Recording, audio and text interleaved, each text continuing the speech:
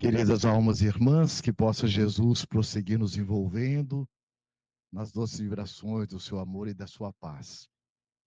Inicialmente, a minha gratidão à nossa Federação Espírita do Rio Grande do Sul por essa oportunidade de estarmos aqui, aos órgãos de unificação regional e com especial carinho a essa casa de amor que nos acolhe carinhosamente. 83 anos. O gigante da pena, que é Vitor Hugo, ele coloca que quando se abre uma escola, fecha-se vários presídios. Parafraseando Vitor Hugo,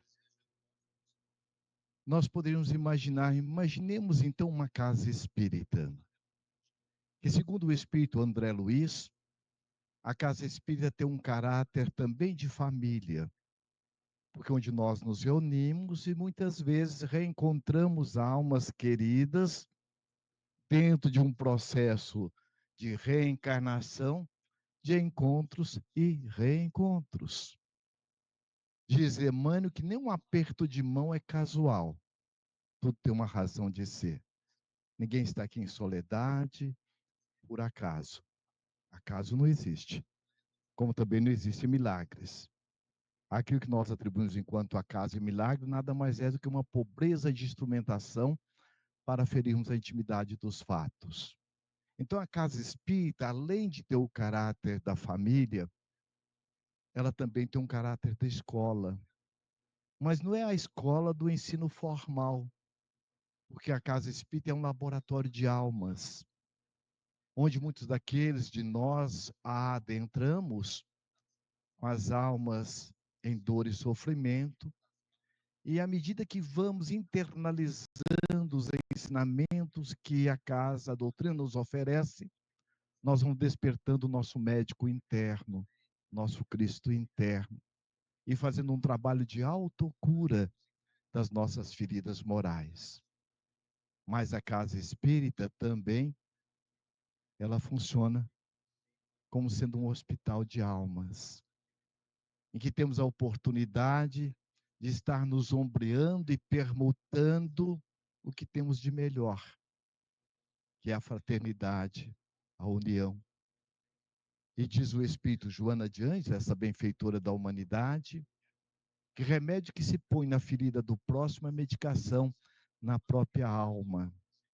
Então, aqueles de nós que adentramos a casa espírita e vamos internalizando as lições sublimes do Evangelho de Jesus, porque essa é a grande proposta da doutrina espírita, além de nos trabalharmos no processo da nossa autotransformação, fazendo a nossa mudança de nível pessoal, nós também nos tornamos pessoas muito mais solidárias, porque é uma forma amorosa de devolver aquilo que a vida, carinhosamente e caridosamente, investe em nós.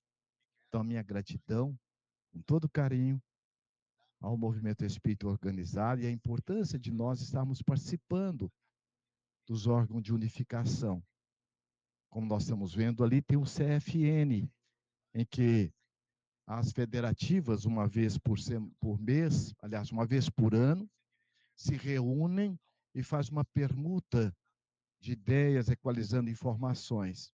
Então, aquilo que uma já alcançou exitosamente, tem a possibilidade de ajudar a outra, e assim sucessivamente. Da mesma forma também, as federativas se permutando, né, como a nossa querida Rosa Maria colocou, temos essa bênção e essa oportunidade de estar também fazendo esse intercâmbio entre federativas e também entre os órgãos de unificação, como aqui tem a UME, né, e vários outros órgãos, que é fundamental para que nós possamos nos unir cada vez mais, porque nós trazemos um tesouro conosco, um tesouro libertário, que são os ensinamentos de Jesus. E lá fora há muita dor, há muito sofrimento, há muita angústia, e há uma carência muito grande de mãos amigas a colaborar com o Cristo. E vai aumentar muito mais. Por quê? Porque nós estamos na madrugada dia de mundo de expiação e provas para mundo de regeneração.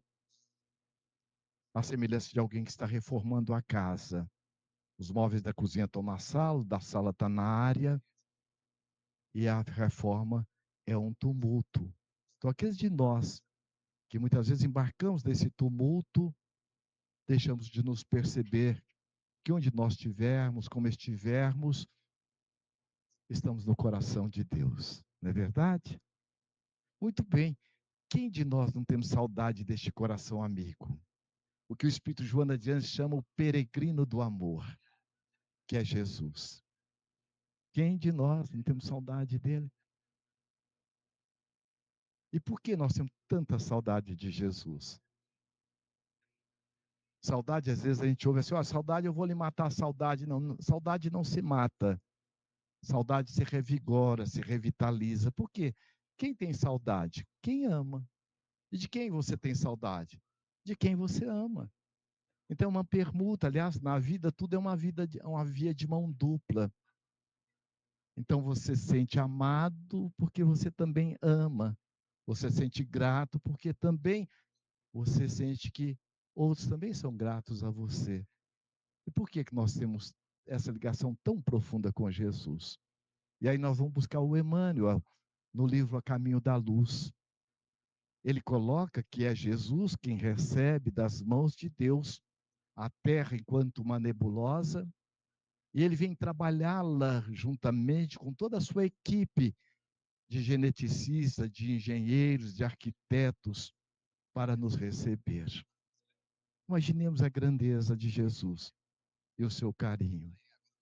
Mais ainda, todos aqueles que vieram antes de Jesus, Sócrates, Pitágoras, Arquimedes, Lao Tse, Confúcio, Moisés, todos vieram sob a tutela do Cristo. Aí, em um dado momento, ele veio. E como que ele veio? Batendo de porta em porta, o seu pai e a sua mãe, pedindo o quê? Guarida. Mas ninguém deu. E quem deu, não deu do que estava lhe faltando ou queria lhe incomodar. Deu do que não ia lhe fazer falta. Deu ali um curral, a estrebaria, em que seu pai improvisou ali um coxo e nasceu o astro-rei, sinalizado pelas estrelas, trazendo para nós, como diz o Espírito Emmanuel, o símbolo da humildade, que é a manjedoura. Ele que poderia ter descido num dossel de astros, por que veio assim? E ele mesmo responde: o meu reino não é deste mundo. E eu venho para que tenhais vida, e vida em abundância. Não é qualquer vida, porque vida todos nós somos. Que vida que Jesus veio trazer? A qualidade da vida na nossa vida. Porque a qualidade da vida não está no que eu tenho, no que eu faço, no que eu estou. Tudo isso vai ficar. Você já viu algum enterro do cidadão levando ali o carro forte, levando o dinheiro dele? O que a gente leva? A vida que a gente levou. E é isso que Jesus veio fazer. Não amontoeis tesouro onde a traça corrói e a ferrugem consome. Falando do quê? Da transitoriedade. Nós vimos nas enchentes que visitou esse majestoso estado, como outros estados. Vimos na América do Norte o fogo, as casas, os palácios. Para que isso? Mostrando a transitoriedade que todos nós aqui estamos. Como Sócrates já dizia, o ser pensante, todos nós, enquanto espírito, que é o ser pensante do universo, na linha do tempo nós somos viajores e a vida na Terra é uma estação. O que quer dizer isso? Todos nós estamos aqui de passagem. Todos nós. E ele vem justamente nos ajudar a refletir, olha, lá em João, logo depois daquele encontro com a mulher carente afetivamente, e que Jesus coloca aquele que tiver sem nenhum pecado, atire a primeira pedra. E toda a trajetória do Cristo é nos convidando à solidariedade, à fraternidade. Quem que não precisa de um perdão? Quem não precisa de um atendimento, de uma compreensão, de uma palavra amiga? Atire a primeira pedra. E todos nós necessitamos. Todos nós temos neste ângulo ou naquele outro, mais ou menos, uma carência a ser atendida. Primeiro por nós mesmos. E o universo é rico em ajuda. Mas logo depois os doutores da lei foram e perguntaram para ele, olha, então quer dizer que você é maior do que Abraão? Ele disse, antes que Abraão fosse ou existisse, eu sou. O que quer dizer isso? Antes que nós existíssemos, Jesus já estava nos aguardando amorosamente para tutelar a nossa viagem na busca da nossa cristificação. Porque o espírito desse amoroso benfeitor da humanidade, doutor Bezerra, diz: aquele que quer se cristificar não deve fugir ao testemunho de se crucificar. São os nossos desafios. Emmanuel, ele nos coloca neste livro Caminho, Verdade e Vida, olha lá, ó, Jesus Cristo é a linha central de todas as nossas cogitações. O que quer dizer isso, gente? Ele disse: eu sou a porta, o caminho, a verdade, a vida. Então, ele é realmente o antídoto, é o remédio para as nossas almas. Vallon, que é um teórico da psicologia infantil, como também Piaget, afirma que toda criança ela tem necessidade do adulto socializado para inseri-la no social. Nós, ao nascermos, o pai e a mãe, nós tivemos a necessidade. Por isso que tem um pensamento da psicologia tibetana, diz assim, nós somos uma somatória de não nós. Você tem tudo do jeito do seu pai, da sua mãe, da sua avó, dos seus professores, mas a síntese é pessoal. Então não adianta eu culpar meu pai, minha mãe, minha avó, não. O governo, o prefeito. Nós somos o arquiteto da nossa própria vida. Filho de alcoólatra não quer dizer que tem que ser alcoólatra. Nós podemos reescrever a nossa história. Agora, como? A referência é Jesus. Amar o próximo como a si mesmo, fazer a outro que gostaria que fosse feito a ti. Nós somos a referência. Nós somos o ser mais importante que Deus criou e não criou para ele, porque ele é tudo, não falta nada. E nos deu para nós mesmos cuidarmos de nós.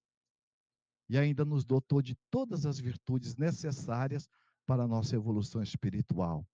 O Emmanuel ainda diz assim, olha, ele é o Senhor único depois de Deus para os filhos da terra, com direitos inalienáveis, porquanto é a nossa luz do primeiro dia evolutivo, e adquiriu-nos para a redenção com o sacrifício de seu amor. Veja, depois de Deus, que está presente na nossa respiração, no pulsar do nosso coração, nas nossas células que estão multiplicando, independente da nossa programação, é Jesus. A presença permanente nas nossas vidas. Agora, sou eu quem o permito ou não estar comigo. Conosco ele está o tempo todo. Agora, por que que eu não o percebo? Eu sinto ele, às vezes, distante.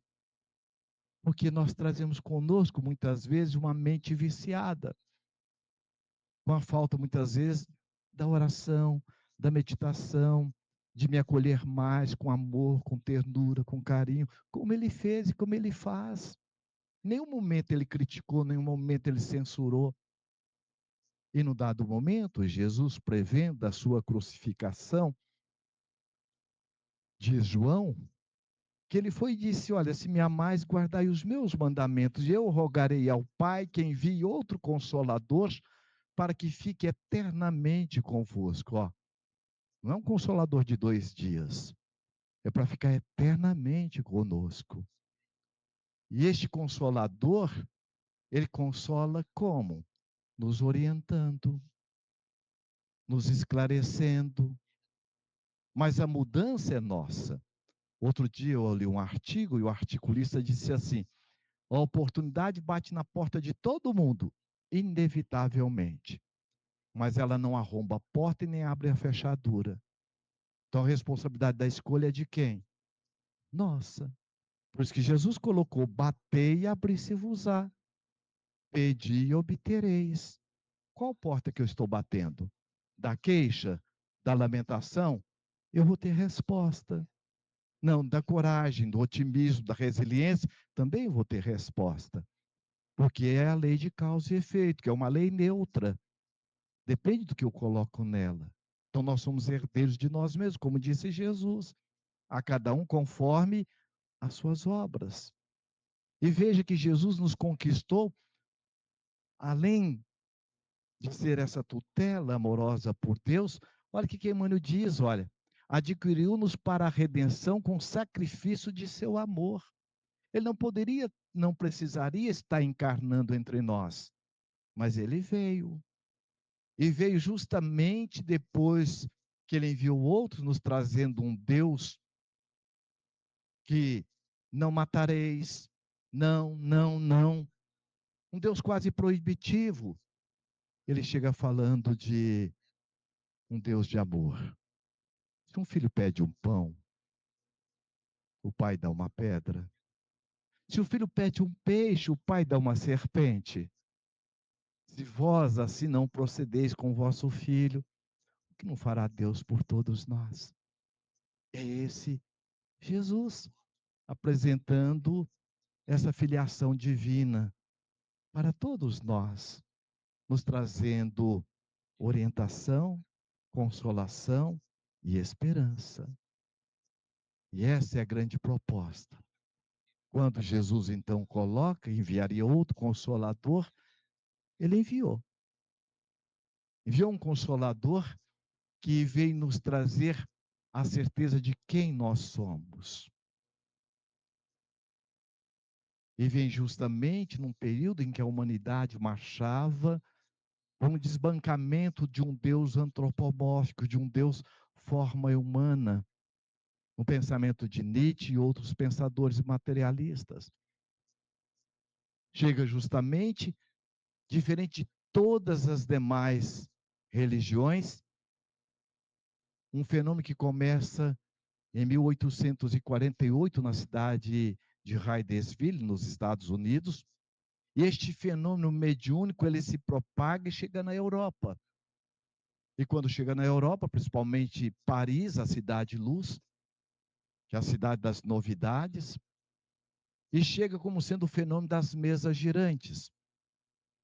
E um amigo do professor Hippolyte Lyon Denisard Rivaio, um eminente pedagogo, um profundo estudioso de sociologia, de antropologia, de química, de física e outras mais, que estudou em Verdun, na Suíça, com Henri Pestalozzi, que é um dos pais da pedagogia moderna, porque até Henri Pestalozzi, a criança era tratada como um mini adulto e para aprender deveria castigar.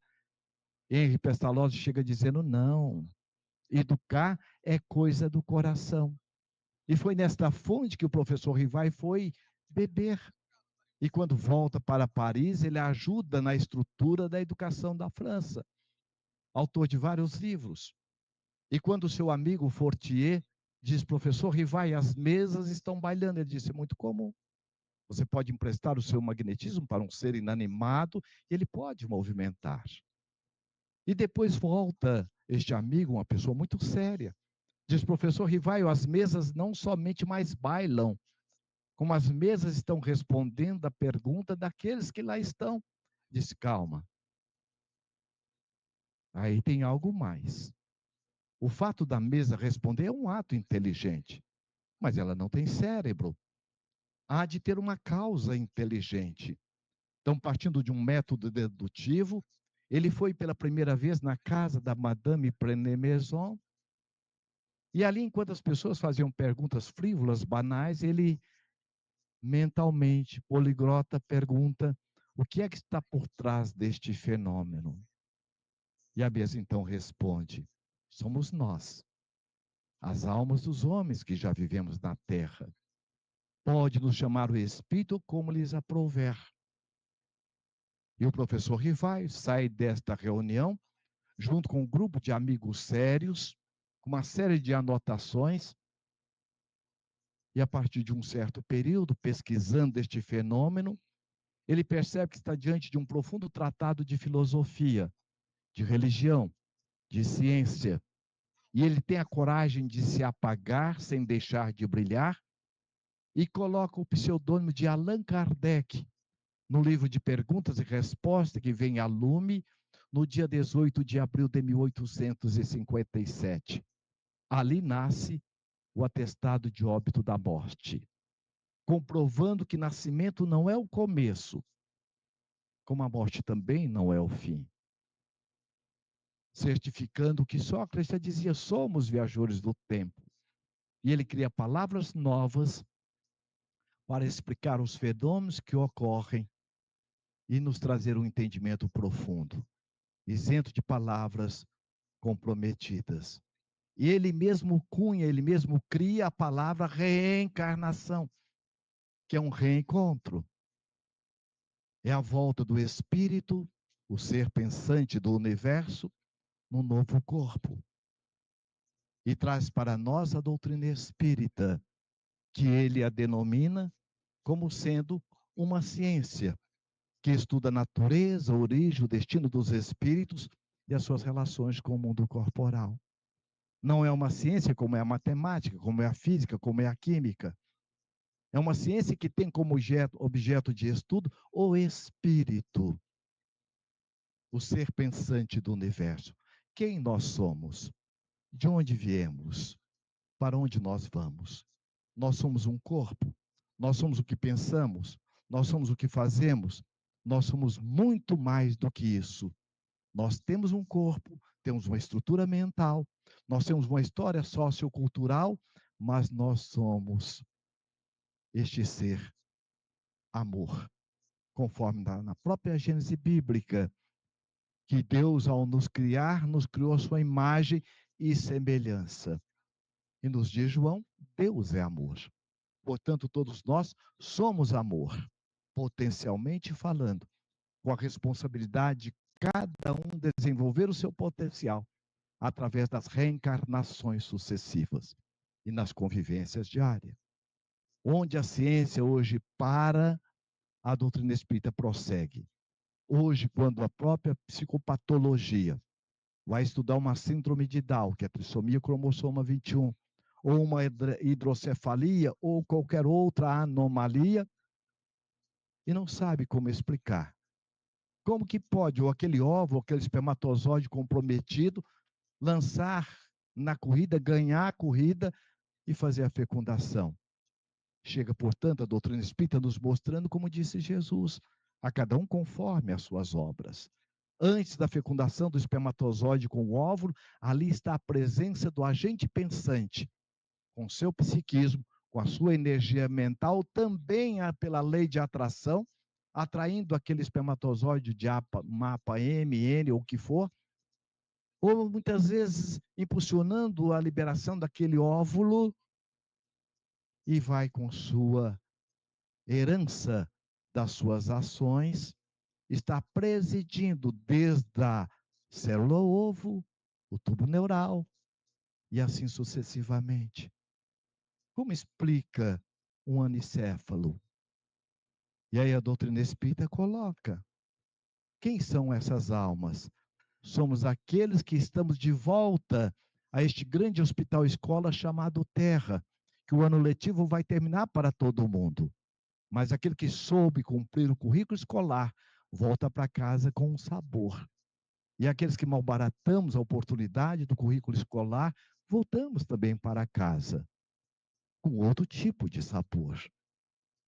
Portanto, a doutrina espírita, ela vem justamente estar nos ajudando a entender e compreender que nós somos os arquitetos da nossa felicidade ou da nossa desdita. Vem justamente Kardec, ainda em A Gênese, como ele coloca no capítulo 11, no item 9, progredir é condição normal dos seres espirituais e a perfeição relativa ao fim de que ele cumpre alcançar. Mostrando, portanto, o que disse Jesus: das ovelhas que o Pai me confiou, nenhuma se perderá. O pior bandido, o espírito mais obsessor, ele tem um anjo interno dentro de si, aguardando oportunidade para se manifestar. É por isso que essa benfeitora da humanidade, Joana de Ângeles, coloca, sabe quem é o anjo de hoje? É o pecador arrependido de ontem. Porque na questão 115 do Livro dos Espíritos, Kardec pergunta também aos bons espíritos: Deus criou espíritos bons e espíritos maus?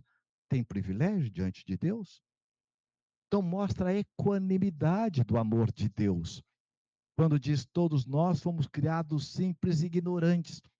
Simplicidade desprovido dessa complexidade que hoje nós trazemos como sendo o homem e a mulher tecnológicos. Ignorantes do quê? Da verdade. E onde está a verdade? Nas leis divinas. Por isso que quanto mais eu busco estudar como que funciona a lei de liberdade, e a lei de responsabilidade, e a lei de permissão, e a lei de sociedade. E aí nós vamos entendendo e desfrutando mais ainda de quem realmente nós somos. Porque Deus não criou ninguém coitadinho, nem capaz. Nós somos todos potencialmente capazes. É por isso que Jesus disse: eu faço, vós podeis fazer e muito mais. Mas ele não para por aí. Esse muito mais, quer dizer, a evolução, ela é contínua. Quando é que nós paramos de evoluir? Nunca. E muito mais porque se nós tivermos fé, confiança em si, confiança na vida, confiança em Deus, nós estaremos aproveitando as oportunidades que batem à nossa porta. Tem uma metáfora, um ditado, eu gosto muito de usá-la, eu acho muito significativa. Quando o pássaro assenta no galho, ele está confiando é no galho ou na capacidade de voar? Me ajuda aí na resposta. O que vocês acham? No galho ou na capacidade de voar? Vocês estão certos disso? Hein? Se o galho quebrar, o que ele faz? Ele foi criado para ficar no galho? Foi? Não. É para voar. O galho é o quê? Isso. Galho é apoio, é ajuda. Nunca vai nos faltar. Mas o voo são nossas escolhas, são nossas atitudes. Ninguém tem como terceirizar a sua vida para alguém viver. Tem? Não tem. Não é? Eu no seminário, às vezes eu pergunto assim, quem que é a pessoa mais importante da sua vida? Quem que é? Deixa eu ver se eu acertei. O que você acha?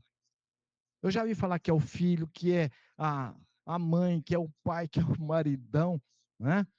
Nunca vi falar que é a sogra, não sei por quê, né? E a pessoa não se percebe que ela não tem como eu dormir sem eu, não tem como eu não ir num lugar e não me levar. Tem? Tem como eu pedir para alguém evoluir para mim? Não. Então daí nós vamos perceber quando Jesus coloca amar o próximo como a si mesmo. Como é que eu posso ensinar matemática se eu não sei matemática? Então, galho é apoio, é ajuda. O voo são nossas escolhas. Mas tem muita gente com ilusão de controle querendo ser o voo do outro. Ninguém é o voo do outro. O máximo que a gente pode fazer é ajudar. E é justamente o que Kardec coloca. A evolução, ela não é uma opção. Ela é uma determinação. Agora, quando e como, aí entra o livre-arbítrio. Então, fomos criados simples e ignorantes. Ignorantes do quê? Nós temos 3 níveis de ignorância. A ignorância do não saber, a ignorância do não sentir e a ignorância do não vivenciar. Nós sofremos não é pelo que nos acontece. Nós sofremos pela dificuldade de saber lidar com aquilo que nos acontece. E à medida que eu vou me esclarecendo, eu vou conseguindo ter mais resiliência, eu vou conseguindo mudar de nível e saio da ilusão de controle de querer controlar o outro. Nós temos 3 ilusões de controle. Querer mudar minha esposa, tem jeito? Não tem. Tem jeito de mudar o filho da gente? Também não tem. Como diz lá o Gibran Khalil Gibran, mãe, teu filho, ele não é teu filho, não é teu patrimônio. Ele ainda diz mais, ninguém é de ninguém. A relação saudável, nós estamos aqui reencarnados para ter uma relação de empatia e não de simpatia. Tem diferença? Tem. Você está no voo, A comissária disse, se houver despressurização, cai as máscaras, coloca primeiro em você. Por quê? Senão não vai dar tempo, nem se você colocar no outro, pode você não conseguir. Então a empatia é estar com, sem querer fazer por. Ninguém reencarnou para mudar o outro, querer ser voo do outro. Não tem como. Eu posso ser galho. É ajuda. Certo? Seu marido é o quê? Galho ou voo? Vixe. Hein? Galho. E a esposa? Também tem gente que quebra o galho mesmo para você voar. Tem muitas mães canguru aí, né? Que não deixa o filho crescer. E a psicologia é muito clara. O filho só cresce, o pai e a mãe deixam. Deixar não é, eu te autorizo, não. Às vezes o filho está lá com uma certa idade, olha, coitado, ele é trabalhador, mas ele não dá certo. Eu tenho que pagar a escola para o meu neto, eu pago o plano de saúde. Por quê? É o jeito que o filho aprendeu a ganhar carinho, ganhando coisas. E a gente às vezes não se dá conta disso. E a carência ela é uma via de mão dupla, tanto do pai quanto também do filho, ou da mãe ou do filho. Então é importante a gente estar tendo essa leitura. Por isso que Kardec coloca, a evolução ela é inevitável. E a outra ilusão de controle é das circunstâncias. Ah, eu não devia ter falado. Já falou. Eu não devia ter feito. Já fez. Fica preso ao passado. Aí vem a depressão. Ah, mas olha, na outra encarnação você foi. Não importa o que eu fui. Importa o que eu estou sendo agora. O que eu estou fazendo com o que eu fui. Hoje eu sou a melhor versão de mim mesmo. Nós não perdemos as nossas conquistas. Por isso que a reencarnação é encontro e reencontros. O Espírito Emmanuel coloca no livro Vinha de Luz que na maioria das vezes nós reencarnamos em grupos. Ou seja, então nós somos os mesmos artistas de ontem, no mesmo palco da vida, com papéis trocados. E às vezes a gente não se dá conta disso. Meu filho tinha uns 7, 8 anos, foi, pai, o senhor é um general nazista. Além de ser general, é nazista. Eu perguntei, por que, meu filho? Não, porque o senhor tem essa coisa de que quem tem casa tem que dormir em casa, não deixa a gente dormir na casa do coleguinha. Pai mesmo é o pai do Julinho. Eu falei, por quê? Ele deixa ele fazer o que ele quiser. Ah, e por que você não nasceu então na casa lá do pai do Julinho? Ele foi disso, erro de natureza, aborto da natureza. Eu falei, não, nada disso. O único carteiro que não erra é de Nosso Senhor. E outra coisa, segundo o Espírito André Luiz, no livro Entre o Céu e a Terra, diz que todo pai e a mãe, eles são consultados, com raras exceções, se aceita ou não o filho que vai nascer. Então você pediu para nascer. Eu pedi, pediu. Aliás, você implorou. Eu implorei, implorou. Então eu estava bêbado. Falei, não, você não estava, você estava muito do lúcido. Aí ele foi e disse assim, pois é, mas dessa forma a gente não aguenta também. Eu falei assim, aguenta. E outra, quem garante que eu não estou te devolvendo a educação que eu recebi de você? Então eu fui um péssimo pai, hein? Falei, e mais, olha, como eu sou muito bem ligado a você, com certeza eu vou pedir Nosso Senhor para na próxima encarnação eu ser seu filho. Ele esfregou a mão na outra e falou assim, oba, eu vou descontar tudo isso que o senhor está me fazendo. Eu falei, não, não vai. Mas por que que eu não vou? Porque existe a bênção do esquecimento. Já pensou aquele picolezeiro passando na rua? Aquele prédio ali era meu. Olha, eu era dona. Olha, você já pensou aquela mãe amamentar o filho? Saber que aquele filho é aquele que foi responsável pela sua derrocada moral? Que muitas vezes a levou a um prostíbulo e assim sucessivamente. Ela iria amamentar com carinho, com amor. Mas os dois desencarnam. Sabe quem foi seu filho? Foi aquele que te levou lá naquela derrocada moral e disse: ah, mas isso foi ontem. Hoje é um novo dia. Eu e ele nos amamos tanto. Por quê? Por trás de toda traição tem um amor traído. Ninguém reencarna com o seu inimigo. Quem vai pedir para ser filho do seu inimigo ou da sua inimiga? Nós, ao reencarnarmos, já estamos em processo de auto-perdão mútuo. Estamos sedimentando valores. Então não há inimigos, há sócios de dificuldades, há sócios de perturbações, há sócios de deficiências, mas todos somos filhos de Deus. E neste encontro e reencontro, nós vamos nos aprimorando amorosamente. Como isso é importante? Eu venho de uma família de 13 irmãos, 14 comigo. Minha mãe teve um câncer e reuniu todo mundo ali. Mãe, porque minha mãe era o seguinte, a filosofia dela, ou era no beijo ou era na cacetada. Né? Como eu era muito quietinho, era na cacetada mesmo. Lá em casa era cheio de psicólogo, de trás da porta, varinha de marmelo, de goiabeira. Qualquer coisa ela pegava o psicólogo. E cada um tinha um jeito. Eu tenho um irmão, até hoje, como diz o goiano, é tinhoso, teimoso. E minha mãe, espírita, ela colocava um banco, punha um prato de todo mundo. Imagina se deixasse a gente na panela. O terceiro já não tinha mais nada. Então ela punha o prato e a gente tinha que orar. Sentar para orar. Ela falou, senta. E eu tenho um irmão que ele fala assim, não, não vou sentar. Mas senta. Não, não vou sentar. Não senta. Ela pegou o psicólogo e, na perna dele, uma varada na goiabeira. E ele foi e sentou. Ele foi e falou assim, eu estou sentado, mas aqui dentro eu estou em pé. Que isso, gente? Então os espíritos reencontram cada um com o seu psiquismo, com o seu padrão mental. Agora, por que veio esse tanto de espírito ali nessa casa? Agora vai ver quem era esse ontem. Para aprender o quê? O meu sonho não era ter bicicleta, relógio, não. Era ter um sapato, era ter comprar um pão, comprar um saco de pão, aquela bolota de mortandela, e sentar e tomar guaraná para sair para o nariz, que a primeira vez foi aconteceu. Por que, gente? Que lá em casa era uma fartura danada, fartava tudo. Meu filho fala, pai, isso não era pobre, isso era miserável. Por quê? Somos almas em reajuste para aprender a desenvolver conosco os nossos valores do espírito imortal.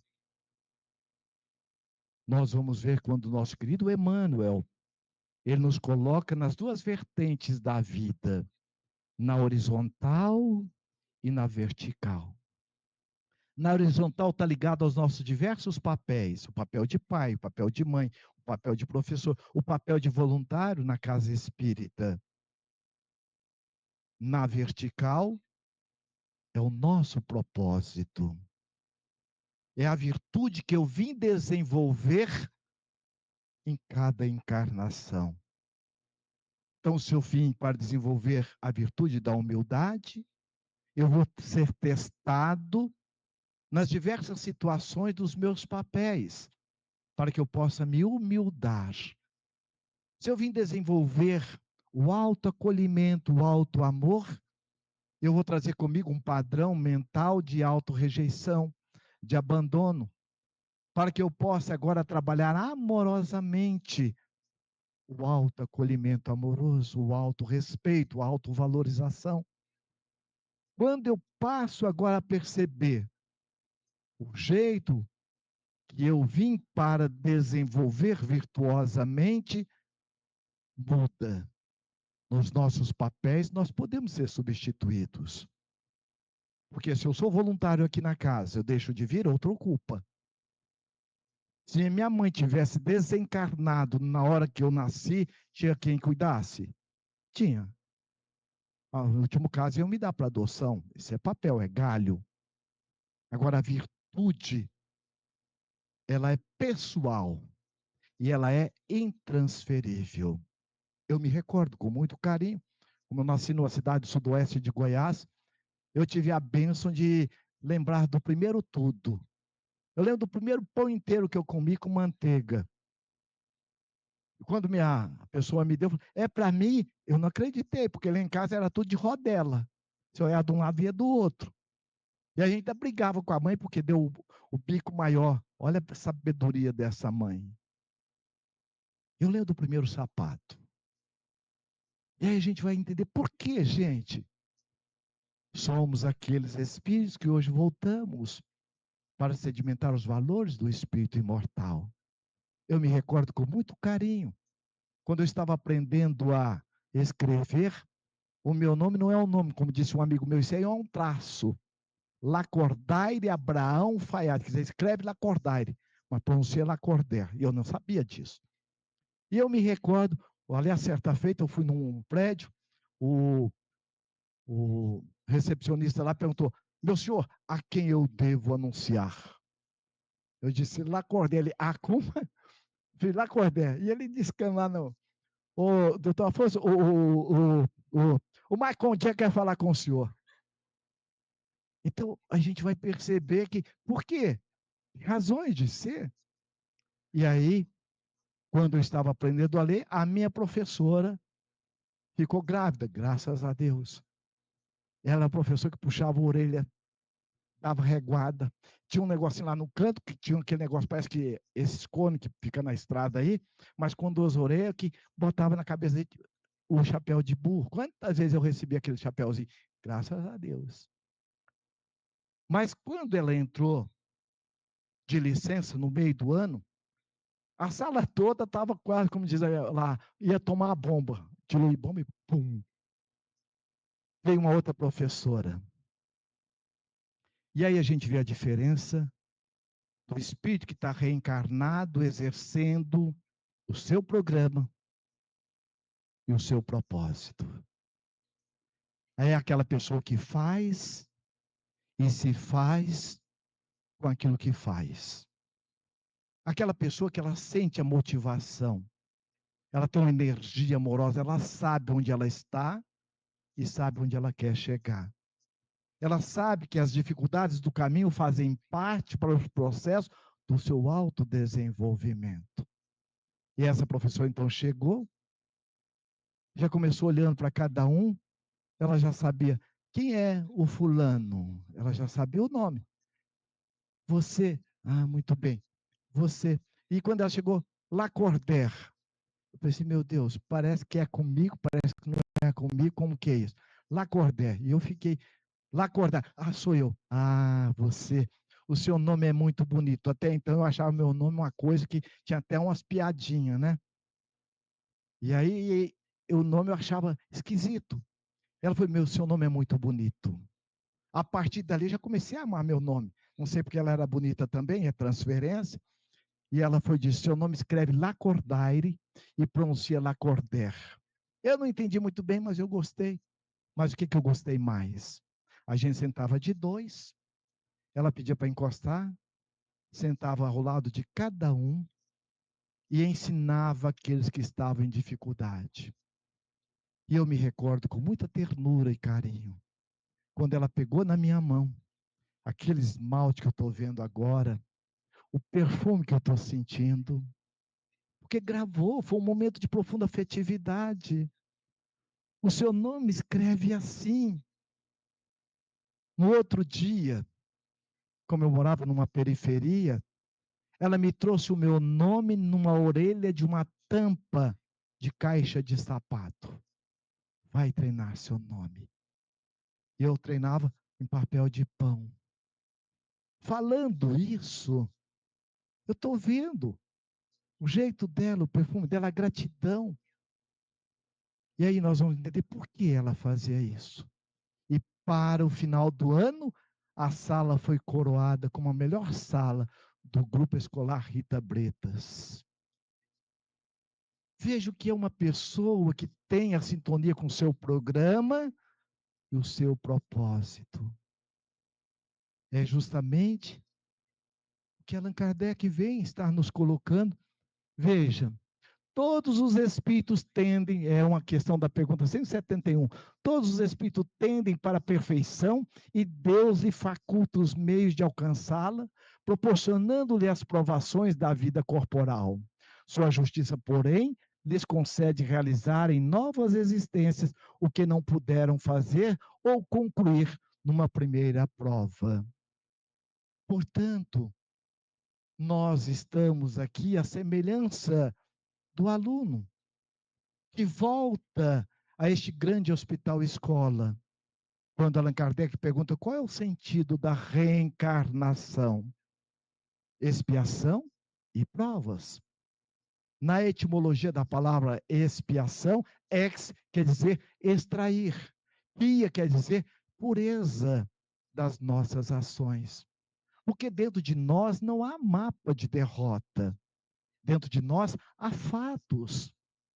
A veneranda Joana de Anjos nos coloca o que é o erro. É uma experiência nos convidando a nos acolher, meditar e fazer de forma diferente. As coisas mais importantes que nós fazemos bem hoje, nós erramos muito. Então, errar não é o problema, porque todo erro está embutido nele um convite de aprendizado. Eu terminei uma palestra, Jesus, modelo e guia da família, e quando eu desci, uma senhora chegou e disse: Olha, eu sei que todos nós temos direito à felicidade, eu tenho mais de 30 anos que eu participo no movimento espírita, mas eu tenho algo arraigado em mim que eu não mereço ser feliz. Disse: Como assim? Porque, olha, há 30 anos atrás, eu fiz um aborto. Hoje eu tenho 48. Sou professora universitária. E por ironia do destino, na sala eu olhando assim, aquela menina está grávida. Eu dava um jeito de me acercar dela e realmente, e ela estava pensando em aborto. Quantas eu a ajudei, conversando com a família, muitas vezes custeando para que ela pudesse levar em bom termo a gravidez. Eu perdi a conta, mas lá dentro de mim eu tenho uma dificuldade muito grande. Agora, recente, há uns 4 meses atrás, chegou uma senhora com um adolescente, disse: professora, a senhora lembra de mim? Olha, são tanto tempo aí de magistério, de faculdade. Olha, eu sou a fulana de tal. Eu vim aqui para agradecê-la, porque a senhora é responsável de um sol na nossa vida. Este aqui, meu filho, eu quero lhe dar um abraço. A senhora pode não lembrar, mas foi a senhora que foi na minha casa falar para os meus pais me acolher. E hoje ele é a razão da alegria dos meus pais. Meu pai, inclusive, já passou até alguns bens em nome dele. Quem é esse que entrou pela janela?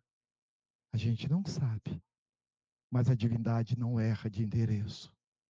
Quem garante que não é aquela alma amiga, querida, que veio e voltou para estar agora dando continuidade onde ele parou? E ela disse que quando ele me abraçou, eu senti aquela energia, mas eu lembrei do aborto. Aquilo eu travo. E aí nós vamos ver a beleza da doutrina espírita, nos trazendo essa percepção de consolação e orientação. Eu disse, mas em tudo há texto e contexto. Você gostaria de falar comigo sobre como que isso se deu? E ela então contou a sua história. Eu mudei para a capital, era do interior, aos 18 anos, para fazer cursinho, porque meu sonho era realmente fazer medicina, como realmente eu fiz. E no cursinho, eu me encantei com um professor 20 anos mais velho do que eu. E eu me entreguei a este professor, que foi meu primeiro tudo.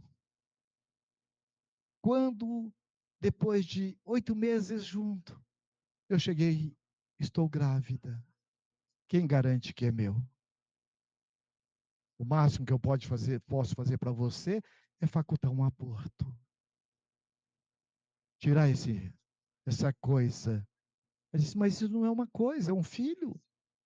Mas eu recordei que quando eu saí de casa, meu pai era uma pessoa muito rígida e um pouco atormentado. Tanto é que ele tirou a vida do vizinho por questões de litígio de terra. E foi e disse, você vai para a capital, mas se você se perder, Eu não tenho o trabalho de lhe colocar para fora de casa, eu mato. Naquele momento veio a voz do meu pai. Eu tenho mais 3 irmãs. Eu mato. Por mais que eu resisti, eu me entreguei. E eu trago comigo, como estou falando agora com você, eu vejo aquela enfermeira fria, com aquele saquinho de supermercado, dizendo isso aqui é que estava dentro de você. Portanto, eu sou uma assassina. Eu fui e disse, mas não é isso que a doutrina espírita nos ensina. Uma coisa é aquilo que você fez, o que você está. Mas você é amor e tem atitude de desamor. A importância de você saber quem você é, enquanto filha de Deus, espírito imortal, para lhe ajudar na dificuldade que você está ou que você tem, que faz parte do processo reencarnatório. Porque nós estamos em provas e expiação. Expiação é a semelhança daquele aluno que não deu conta na faculdade de levar uma matéria avante. Chega um momento que o coordenador vai chamá-lo e dizer, olha, para que você possa mudar de nível, é fundamental que você resgate esta matéria. É punição? Não. A vida não é de punição, ela é de educação. E educar é formar hábitos. Reeducar é reformular. Reeducar, expiação. Educar, provação. Viemos sedimentar valores. E eu fui e disse, se você tivesse um aluno que errasse uma conta, o que você diria para ele? Seu burro, você nunca vai ser ninguém, você não vai aprender nada, só vive errando conta. Você o trataria assim? Se não, jamais, pelo contrário, como você o trataria? Eu iria acolhê-lo e dizer, qual o problema você ter errado conta? Eu já errei tantas contas e hoje eu estou enquanto professora. Por que você não faz isso com você? Porque a doutrina espírita não é de punição, ela é de educação. Pelo que você me disse, você casou e tem mais 4 filhos. Você faria o que você fez ontem? Jamais. E Allan Kardec nos orienta que nós temos 2 movimentos: o arrependimento e depois você busca a reparação. E eu pergunto, você sente que você já reparou? Ah, mas não adianta. Eu fui e disse para ela, na doutrina espírita nós aprendemos que uma prova não aprovada não é uma vida reprovada. Vamos junto? Uma prova não reprovada, repete.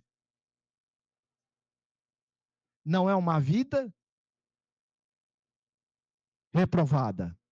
Uma prova não aprovada não é uma vida reprovada. Sente agora a resposta. Internalize. Aplique a você.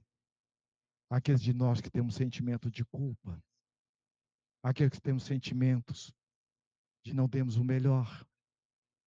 Então a reencarnação, ela nos possibilita a nos perceber quem nós somos. E nesse momento ela foi e disse, meu Deus, está saindo uma coisa daqui assim. E naquele momento, ela foi e disse, eu nunca tinha pensado desse jeito. Isso é doutrina espírita. É o que realmente Kardec nos coloca. Todos nós temos a oportunidade de estar buscando a nossa reparação amorosamente. E a reencarnação, ela é de encontros e reencontros. Muitas vezes nós estamos tendo como pai, como mãe, aqueles espíritos disciplinadores que nós temos a necessidade para o nosso aprimoramento espiritual. Então não adianta eu ficar culpando meu pai e a minha mãe, porque eles deram o que eles tinham para dar. Terminando um outro seminário, o Espírita e a Vivência do Amor, que saiu inclusive um livro, A Vivência do Amor, que é prefácio da nossa querida Joana de Ângeles. E neste livro, ela faz o prefácio, ela diz assim, aquilo que te falta não te faz falta. Por que faltava para mim lá o sapato? Porque faltava para mim que todo mundo eu ia sair no dia de Natal, eu não gostava nem de sair, porque eu achava Deus injusto. Todo mundo ganhava presente, menos. E a gente vai entender por que o que nos falta não nos faz falta. Porque não está no nosso programa. A falta de hoje é o abuso de ontem, diz o Espírito André Luiz. E quando eu terminei o seminário, e utilizando um termo que a nossa querida Joana de Anjos utiliza na abordagem de Assagioli, falando das subpersonalidades, que nós temos em nós um adulto, que nós copiamos do pai, da mãe, dos professores, mas nós temos também dentro de nós um adolescente, ora dócil, ora rebelde, mas nós também temos uma criança ferida, machucada, ou uma criança carinhosa que foi acolhida, dependendo das pessoas, dependendo das situações. O fato é que esse senhor chegou dizendo: olha, eu tenho 56 anos, minha mãe tem 86. Minha mãe me teve aos 30 anos. Durante quase 10 anos, ela não conseguiu ter filhos. Eu sou o temporão, filho único. Mas eu tenho uma dificuldade muito grande com a minha mãe.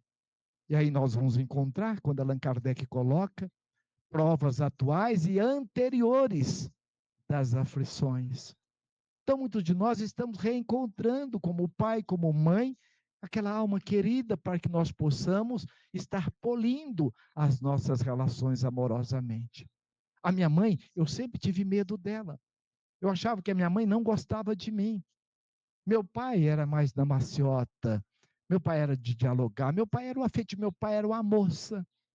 Porque era ele quem. E minha mãe andava: você é mole. Você está protegendo esse menino, vai estragar esse menino.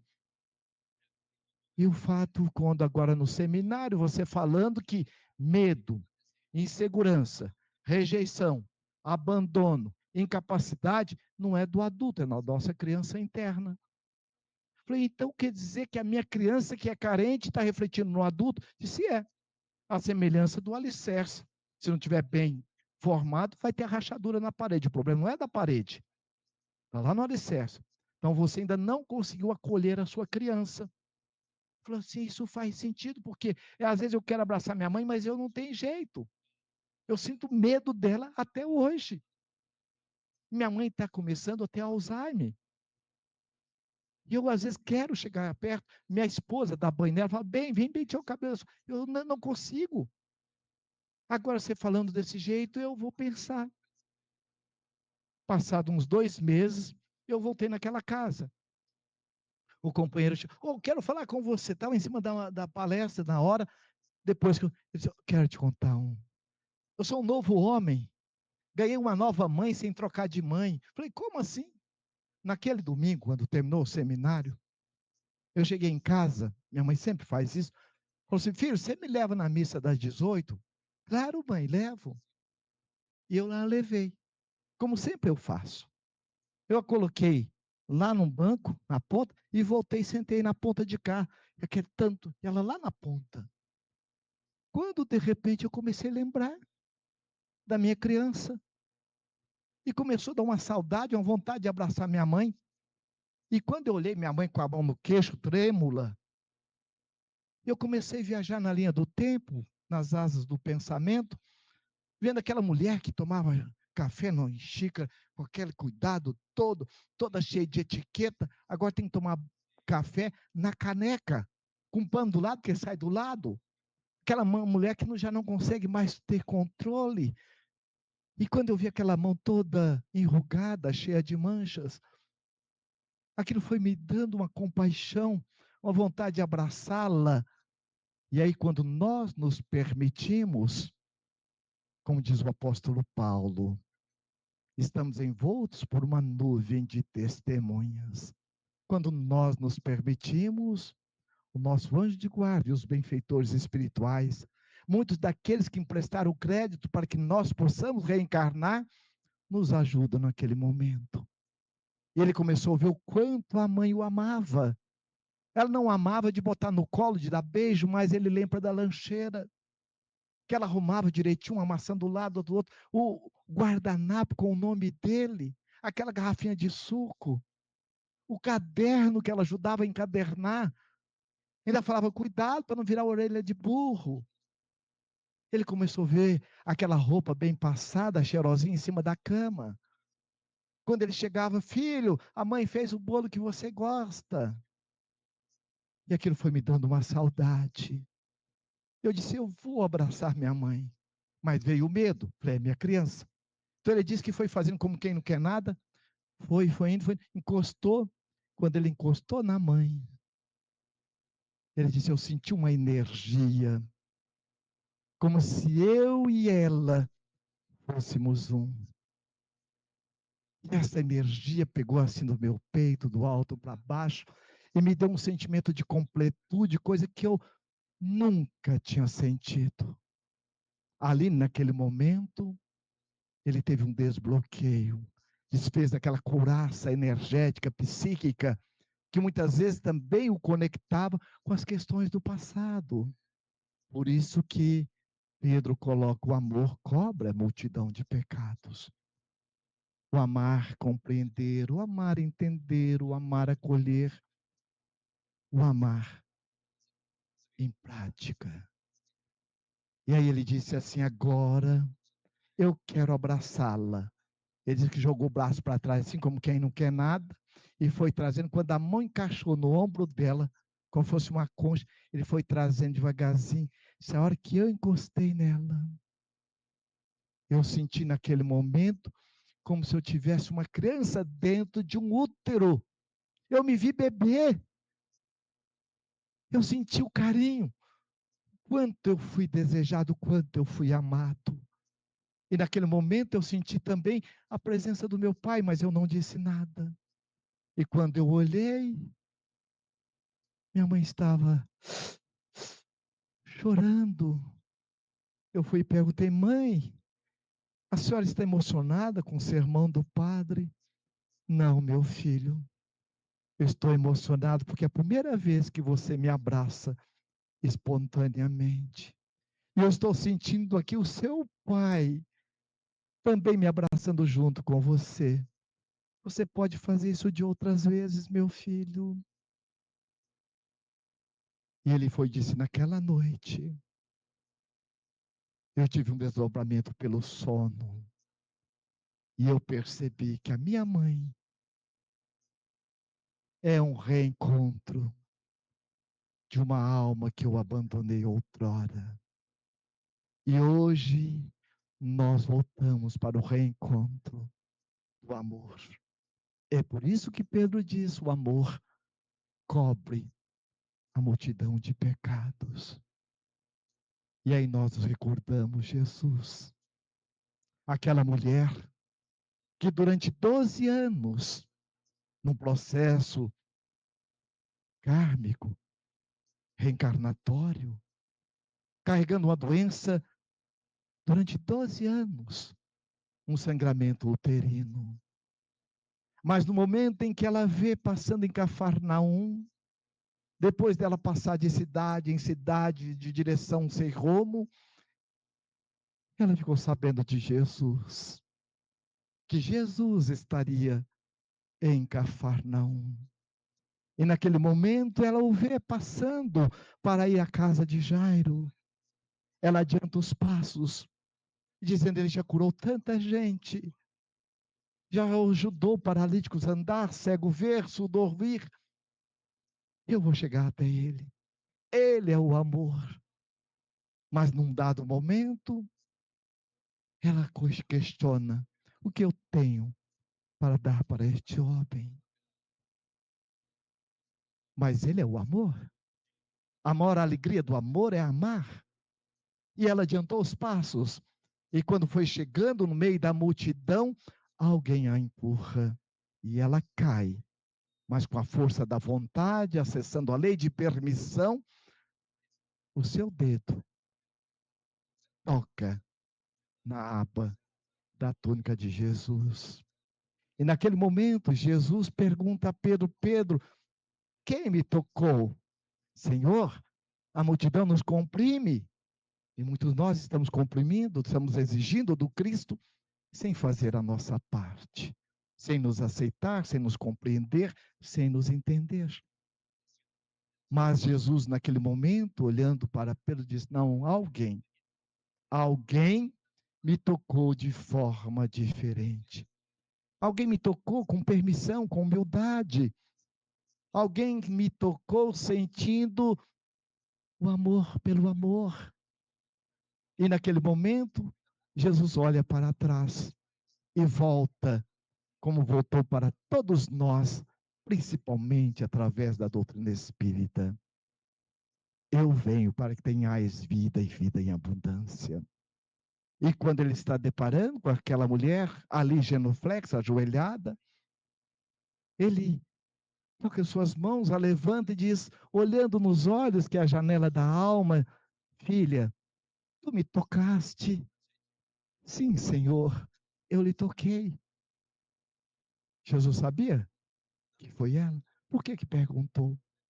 Para que ela pudesse internalizar a intensidade do quanto ela se permitiu ser amada, ser querida, para que ela pudesse fazer também de outras vezes. Sim, Senhor, eu lhe toquei.